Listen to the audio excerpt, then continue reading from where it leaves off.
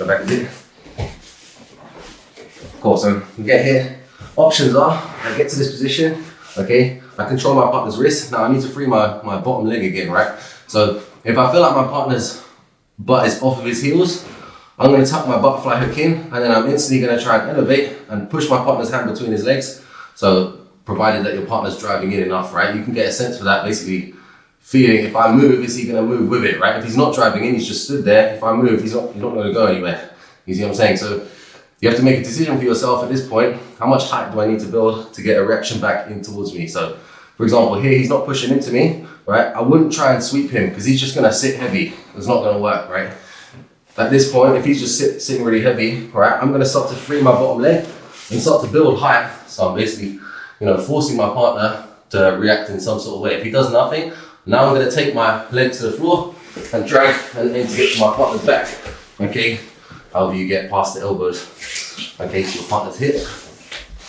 If at any point throughout the move, let's move back a little bit.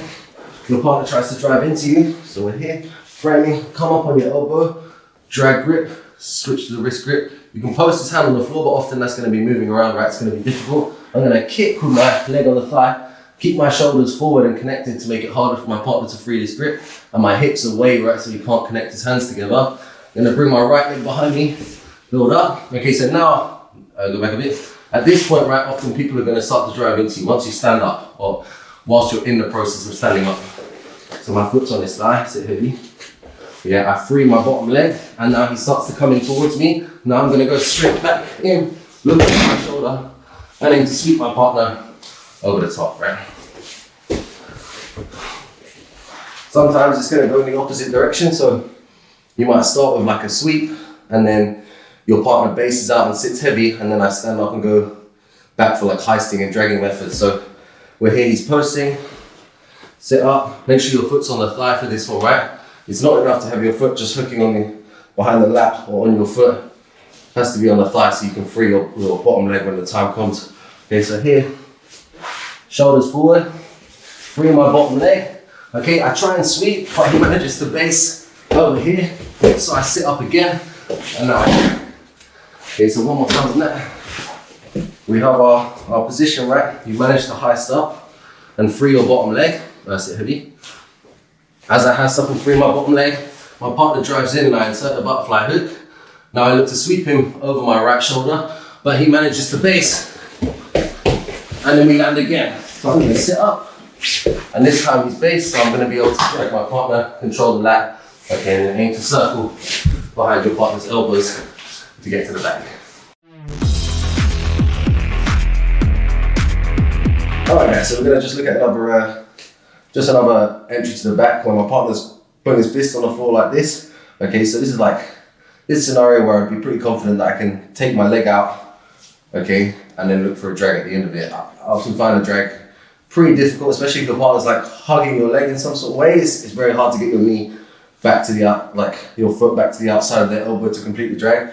But a lot of the time they're going to just post their fist on the floor here, right, so they can base in it as they circle around you. So when they're doing that, that's when I'm going to start to look for the drag. And it could be, you could still try and go for your setups here, but if they're posting their fist on the floor and leaning weight into it, it can be hard to stand up, and that sort of scenario is really good for the drag. So what I'm going to do is control my partner's wrist. Okay, so instead of holding the head, control the partner's wrist, frame on the shoulder. Okay, so we can't close the distance and stop me from extracting that leg.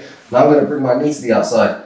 Before I just relax my knee, so I have tension, I curl my body. Before I relax my knee, I need to switch to the lat grip, the tricep grip, and I'm going to kick and sit up and drag in one go.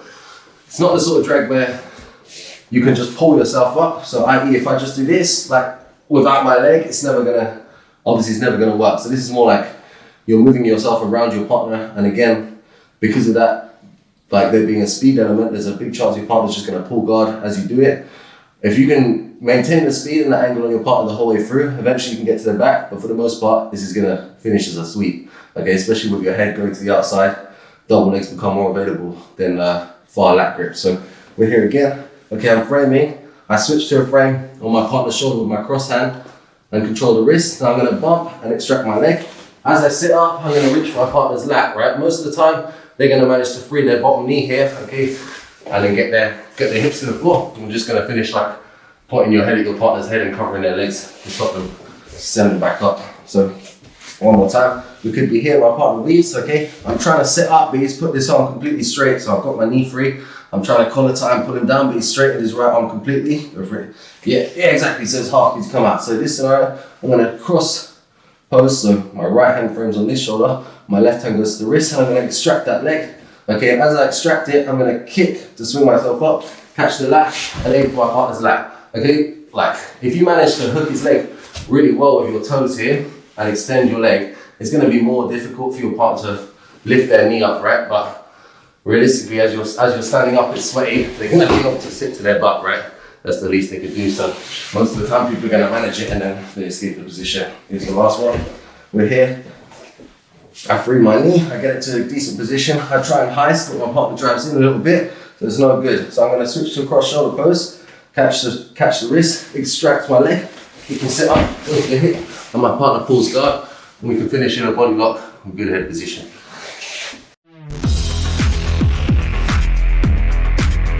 Alright guys, so just continuation of the last technique, we're going to look at a knee lever option and just a way of gripping to get like a good effective pull on this arm without allowing them to base on their elbow out wide. So we're going to start same as before, maybe our leg was smashed, we open it up just enough. Okay, we can try and heist and force our partner to drive in a little bit. He drives in.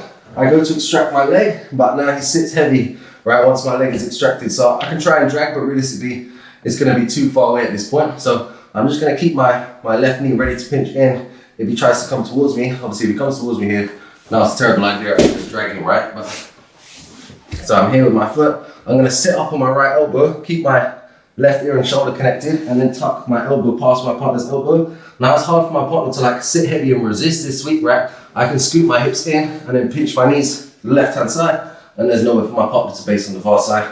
I can take it over to these sort of scenarios.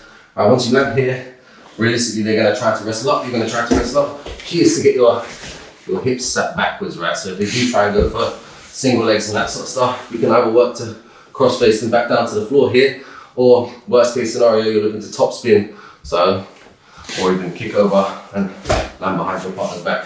Okay, lots of options from there, but basically just looking at the sweep for the most part. So here, let's go this way a little bit. Yeah, we're here.